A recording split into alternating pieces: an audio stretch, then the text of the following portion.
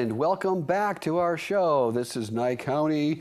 I'm Tom Gibson, and here with me to my left is Chuck Augustin, as you probably already knew. And we're here discussing the issues happening in Nye County, and we're also going to kind of boil over into some other national and international issues that are major concerns to us, but still affect us common folk here in this small county. Absolutely, and let me start off by addressing, which is now almost a month old, the arrest at the VEA meeting, the annual meeting on the 22nd of April. I, for the life of me, can't believe what I've watched at the VEA over the last year. It is the most disgusting thing I think I've ever seen with an organization, a co-op, that has just been hijacked, in my opinion, by the management. And we are kept in the dark. Members are being arrested and prohibited from attending the meetings because they're trying to raise awareness of the unbelievable things that have gone on. And it disgusted me to read it. I wasn't there. I've heard a lot of people who gave input on what happened. And to me, there's just no excuse for what happened. So I, as a member of the VEA, want management to know that me and a whole lot of other people are disgusted with the people in charge over there. And I would absolutely do everything I can to stimulate an audit, and maybe, which would maybe lead to a criminal prosecution. But for those people that have been barred from VEA meetings, and for the guy charged with a crime, I'm behind you all the way. Well, I haven't followed it as closely as you. I have followed it. It's disconcerting to see an organization that's supposed to be a co-op. If it were just a pay-to-play situation, and you have just a what do we call it? A corporation that's set up that is not a co-op. Yeah, I mean, you're going to have a whole lot less to say because you're basically just buying a service from them. But in a co-op, they're supposed to be a little more cognizant of people's feelings, and especially people that have accounts with them. And I know that Mr. Cordova was rudely treated and was arrested. And I mean, when do you have to arrest somebody? I mean, you have to. I mean, you have to really push the envelope to actually take a person out of circulation and put them through the silliness of being booked and fingerprinted and all the silliness. So anyway, I'm with you, although I can't speak with as much personal knowledge. Okay, we got the man that can speak with a whole lot of knowledge about a lot of things. Ray the Flagman, what you got, buddy? Yes, Chuck, Ray the Flagman. Good evening to you and to Tom Gibson. It's nice to see you both of you on TV together. You guys got a good show. I look forward to it every third Tuesday of the month. I just want to say you're absolutely right on Valley Electric. I've been here 38 years. Isn't it amazing how they're spending our money like drunken sailors? They're advertising. They're putting up some kind of building or renting a building in Vegas. There's no need for it. All they got to do is provide us with power. That's why this thing was set up.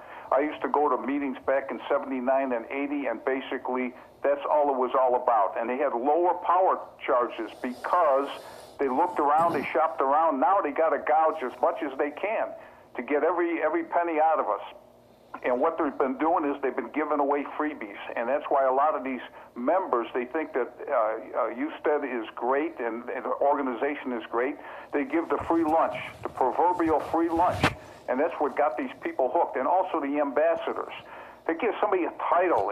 You're an ambassador. You're an ambassador. Oh, right. So let's promote this organization that has bamboozles us because it's just so out of line right now. I don't know how we're going to get them out. I don't know what we're going to do, but I really believe there should be criminal charges against these people that are running that organization. It's being mismanaged.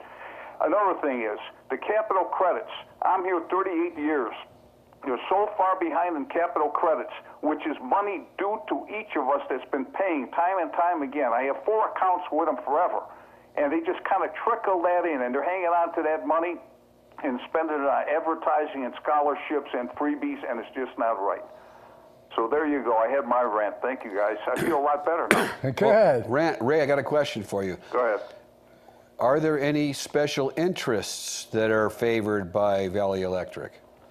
Well, whenever they contribute to a politician, and I believe it was $3,500, I mean, that is completely ridiculous. For a co-op, supposedly it's a nonprofit that gives money to a politician over another politician because it would favor them for the one guy to get elected. They backed the Republican in that last assembly race. I mean, that's not right, Tom. You know, Well, you no, but you can't blame them for backing Republicans, but as a general proposition. Hey, with our money, if Houston wants to put up 3,500 or 35,000, I don't give a damn. But when they use our money to do it, it's wrong. It's simply wrong. And especially at the candidate stage. If I'm not mistaken, they contributed to Augustin and not Trenner or anybody else.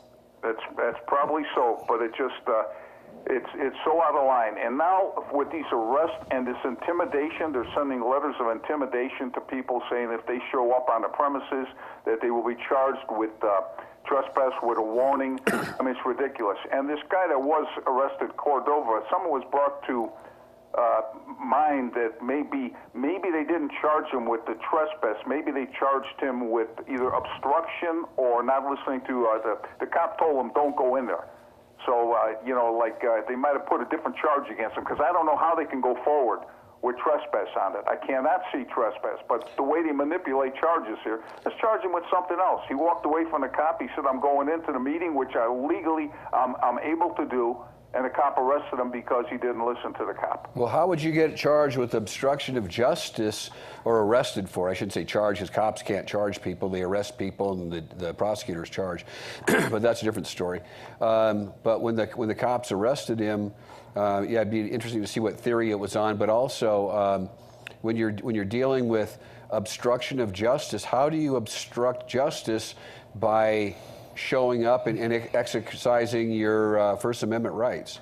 Evidently, the cop ordered him just to leave the premises, and then he didn't. And so, and you know, they file charges just like it's play money. That's what they do here. They make this stuff up as they're going along. Well, you're saying file charges, I mean they arrest people on preferred charges, and then the DAs, if they have any brains in their head, will usually throw that stuff out. I always did. When I worked in the DA's office, I was criticized for being a defense attorney in the DA's office, and because when somebody was unlawfully arrested, when I had serious questions about the motivations of a cop, I wouldn't charge it. And I would bring the cop in and say, you know, I can't do it because here, this and this, because I wanted him to know. And then they would file grievances against me, but I always prevailed because I was doing the right thing. Well, what they do, Tom, and you know it, the district attorney files the charges. It's a common term. People go in, they say, I'm going to file charges again. Well, you don't do it at the sheriff's department. You put in a report. But people don't know the terminology, and so they say, I'm going to file charges. It's just a common misnomer or whatever way you want to say it. But what they'll do is, and this is from the badge point of view, they will put more and more charges against you. So some of these charges will be eliminated, but your bail is high. You cannot get out some of these people, and they sit for a week. And then later these charges are not brought forth or not filed on, and their bail is lower. So it's a game. Everybody's playing the game out there, and they've got their own position in this game. So I'm going to open this lineup because I've been accused of tying the lineup for like a quarter of an hour. Let somebody else call in. I'm going to call in later because I really love this show. I tell Van Winkle, you got to replay the show with Tom Gibson and Chuck Augustin. All right, it worked. I'll talk to you guys in a little while. Thanks. Thanks, Ray. No, while Ray brought up an important point is that I have two cases right now, but one in particular where my client, I have two innocent clients. Okay, now they were charged with felonies and they were both offered misdemeanors. Well, you know what that means is because the DA knows they got a stinker case and they realize there's problems, and I said on both cases, No, my client would not want to have a first misdemeanor conviction. They have a clean record. Why would I want to saddle somebody with a misdemeanor when they didn't do anything wrong? Well, it's a great deal. It's a great deal if they did the crime, but it's not a great deal if you're innocent, right? And I have a saying that I made up. I don't pay retail, and friends and attorneys don't let their clients plead guilty to things they didn't do. All right. Now, there are those rare occasions where somebody might not have done something wrong, but they're looking at such great consequences, and the case is, the enough evidence is there to where a jury could convict. Now, these two guys, I'm not concerned about it, because I go out in the public and I ask people, if I tell you this, and this, and that's going to be the uncontroverted evidence for both sides, what would you do? Oh, I'd acquit him. Well, then now I know it's not just me. I know that it's also, I'm getting people who may be on jury panels that are, and I ask them for their collective wisdom, and so I am really jazzed to go to trial on these cases, and I really, it's mainly because I like this prosecutor. I like the prosecutors in the DA's office, but if I was playing golf or tennis or tiddlywinks against you, I'm going to try to win, and I'm going to within the bounds of ethics and within the rules, I will do everything I can to beat you. And if you make me do that, though, I'm going to laugh at you. I'm going to rub it in, and hopefully you'll remember it the next time. If I'm playing golf with the prosecutors, I'm going to try to break their windows. And by the way, we only got less than a minute, but the DA does not handle prosecutions, right? She's a manager. DDA, her, Angela. Right. She is an office administrator. So it's Mr. Vito and the rest of the prosecutors that do this. And even Vito has a smaller caseload because he does more of the high-profile things. Right. And so but the other stuff that we actually go into the trough, that's your average DA. Okay, we're going to go to break now. See you in a few minutes.